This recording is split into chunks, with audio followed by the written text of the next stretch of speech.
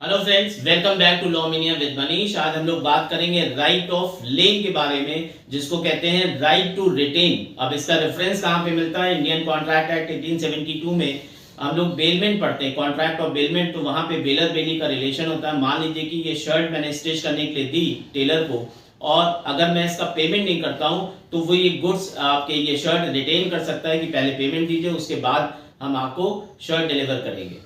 फिर cell of goods act 1930 में आपको इसका रेफरेंस मिलता है rights of an unpaid seller के केस में। अगर अगेंस्ट द गुड्स वो क्या राइट एक्सरसाइज कर सकता है कि अगर उसे पेमेंट नहीं मिलता है तो वो गुड्स रिटेन कर लेगा, और वो राइट ऑफ लेन के एग्जाम्पल में आता है। फिर कितने टाइप की होती है? तो एक होती है पर्टिकुलर लेन और एक होती है जनरल लेन। तो पर्टिकुलर लेन के एग्जाम्पल में मान लीजिए आपके पास ये प्रोडक्ट है और इसके अगेंस्ट आपको पेमेंट मिलना है, और वो अगर पेमेंट नहीं करते हैं तो ये गुड्स आप रिटेन कर लोगे।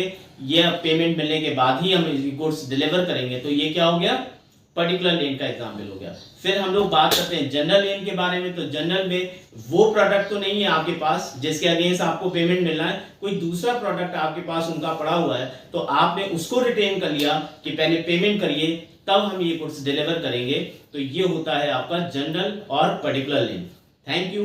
Keep learning, keep watching Law Media with Manish.